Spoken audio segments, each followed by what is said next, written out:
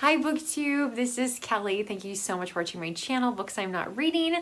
I am here today to do the Booktuber Name Tag, the 2025 edition, because I think it was just last year we had another version of this, and I was very flattered and honored to be one of the prompts of that. All the prompts are different Booktube channels, and so that was really fun. And this year I was tagged by Book Chat with Pat. So here we will get into the questions. I feel like a lot of these books I've shared with you guys before. I apologize for repeating myself, but I don't know what to do.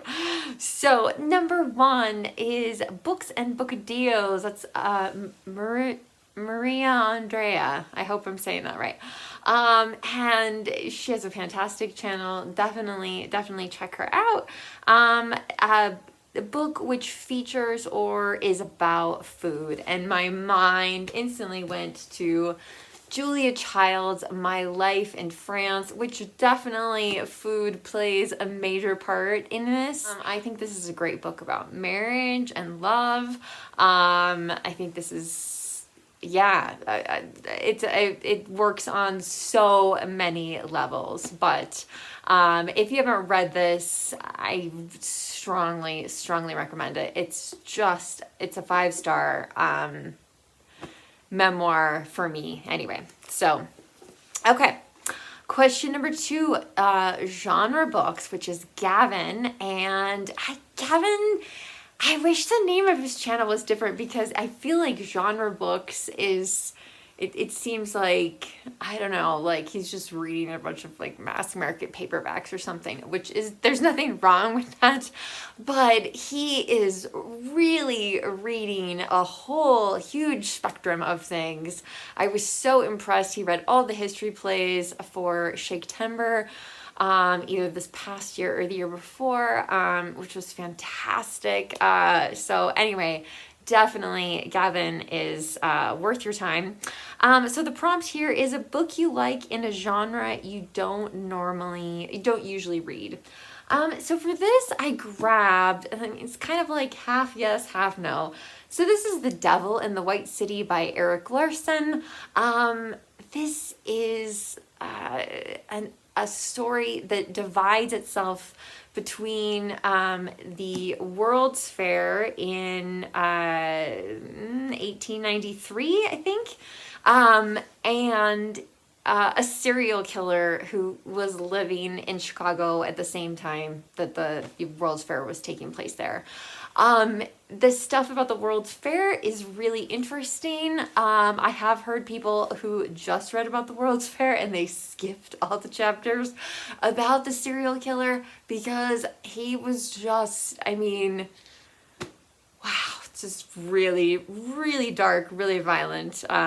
Yeah, so, okay. Question number 3, Bookstalgic, which, Farah, is that right? I hope that's right. A book that makes you feel nostalgic. So I was looking at my middle grade and YA books, and you know, I don't know. Does this book make me feel nostalgic?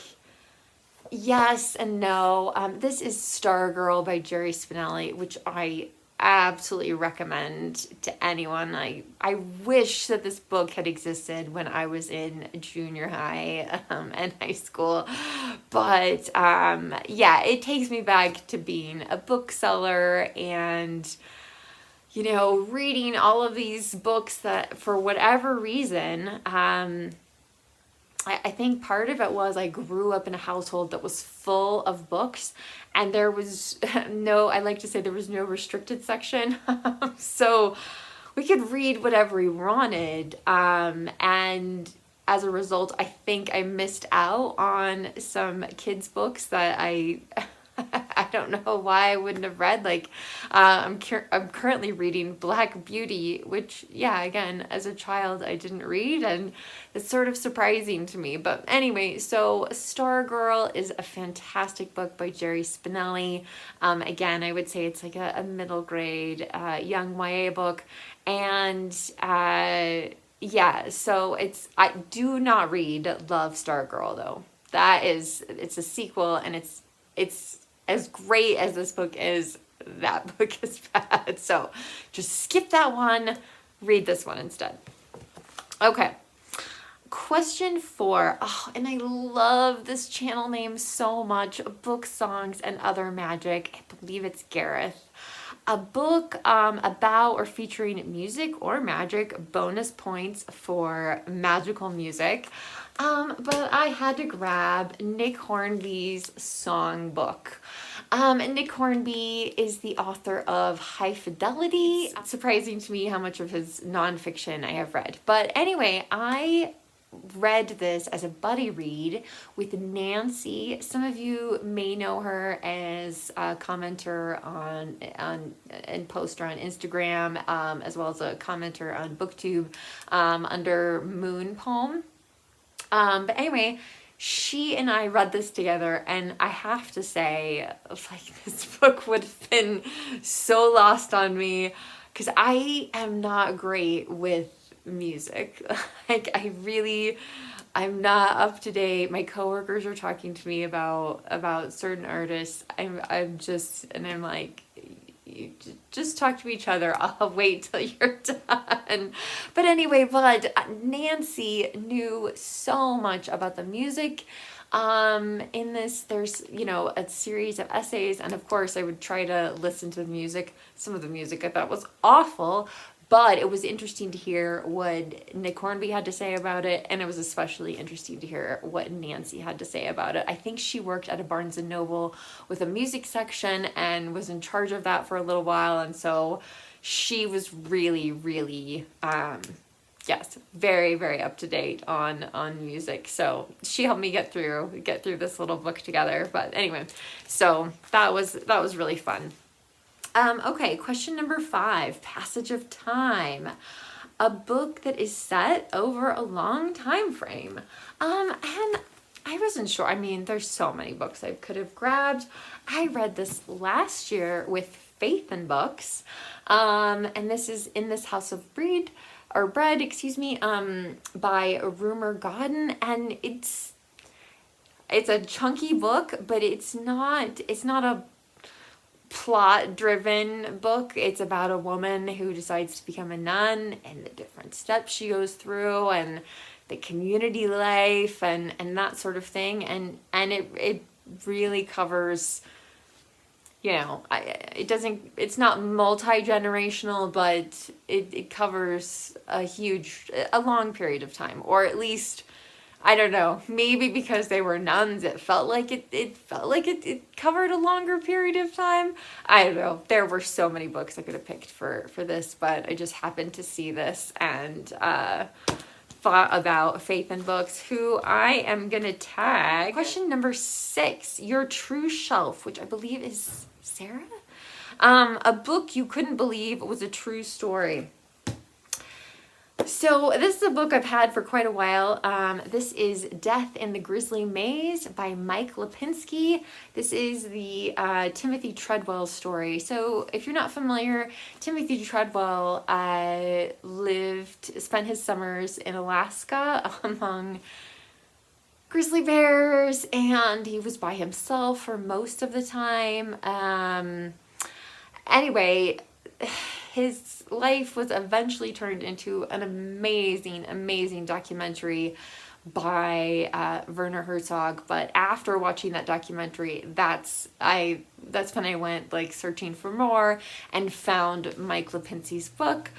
And then, in a strange twist of fate, after reading this book, Jason and I moved to Montana, and Mike Lipinski lived where we lived, or in the same, if he didn't live in the same city, it was nearby, and he would come into the store and sign copies of the book. And he was just a really fantastic guy. He unfortunately couldn't live as an author, so he did have to work, but I was super happy to have gotten to meet him and share with him how much this book struck me. And it is a book that you're just like, I can't believe you would voluntarily go and like live among grizzly bears, and also that you think that that is going to have a happy ending.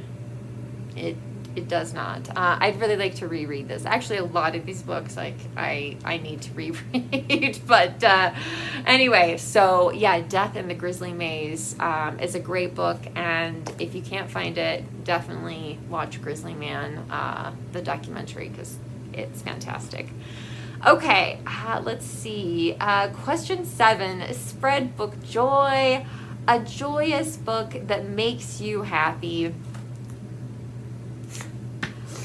I grabbed A Tree Grows in Brooklyn by Betty Smith. I just have to keep singing the praises of this book over and over again because I keep hoping more people will read it. This is just a wonderful coming of age story. I've talked about it so many times on my channel. And all 4 Betty Smith's books are great, but to me, this is just the pièce de résistance. Like, it's just absolutely fantastic, and I think I've read it at least 3 times, maybe 4. Anyway, so it's a wonderful, wonderful story. All right. Oh, and spread book joy is Jack. Great. Another great channel. These are such great channels. Question number 8 is Book Chat with Pat, a book with great dialogue. Can you guess? So I'm picking Pride and Prejudice by Jane Austen. I think Jane Austen, like, her books are primarily dialogue, or maybe some interior thoughts, but it seems very, very heavy on dialogue to me. I remember when Jason first started reading Jane Austen, he was just like, well, there's no description of these, of this. I don't know what anyone looks like because it's so heavy on the dialogue. So anyway, but do I care? Absolutely not. And I'm still like just so in love with this edition of this book. Anyway, so Pride and Prejudice was my choice there. That's the first book I ever showed on my channel. Fun fact there. And question 9 is Roving Reader, which is Karen, a book that is set in multiple countries or lands. So yeah, this one stumped me a little bit. I don't know why, but this is Small Island by Andrea Levy, which is a great book. This takes place in England and Jamaica, and it's been so long since I read it. Like, I read this pre-Booktube, I'm pretty sure. So more than 6.5 years ago. So there might be, it takes place during World War II, so there might be other places that are mentioned in it, but yeah, and I still haven't watched the miniseries of it. I don't know what the heck is wrong with me because I freaking love Ruth Wilson. She should be a star in my opinion. Okay. Question 10, bonus. A book that matches your own channel name, which, okay, I was already, like, we already did books I'm not reading, so, like, that was part of the last tag. I'm not gonna do it again. Or a book that matches a channel that you love. So I've got a couple for you, Erin. I'm gonna say Melinda at Web of Stories, short story collection that you love. And for that, I would pick A Good Scent from a Strange Mountain by Robert Olin Butler. This book won the Pulitzer Prize for fiction. It is an excellent, tiny little collection of short stories, and it is connected to the Vietnam War, both during and after. A lot of the stories are about Vietnamese immigrants who moved to the States and what their experience is like. So, but it's a really, really lovely, the writing is lovely, the stories are clearly still relevant today. So I would highly recommend this one. Lots of times when I show short story collections, they're just these like huge chunky books. And so the other one, I'm going to do the bonus twice. So the other one I really want to mention, and please go check her out, her channel. I believe her name is Diane. And that is Colonel Mustard in the Library, a mystery book. Now, if you don't get the reference of Colonel Mustard in the Library, you need to go and play Clue. So I grabbed a mystery, it's the first book in a mystery series that I'm hoping to pick up again this year. This is the first book in the series, Faceless Killers by Henning Mankell. And these are the Kurt Wallander mysteries, which are great. I don't know why I haven't read any in more than 6.5 years. But anyway, so I'm really hoping to return to this series this year, and there's a part of me that wants to start all over again, but I just can't. There's like 10 books in the series. We own all of them. So in addition to tagging those two folks, I also want to tag, of course, Faith in Books, Ursula's Odds and Sods, Stuart Griffin, David Novak Reads Poetry, Alan Made Book Club.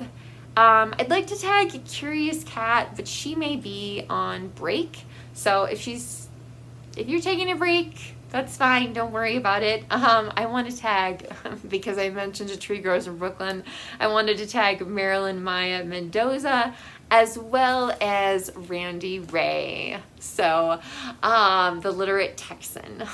Thank you guys so much for watching. I'd love to hear what books would you have chosen for these prompts.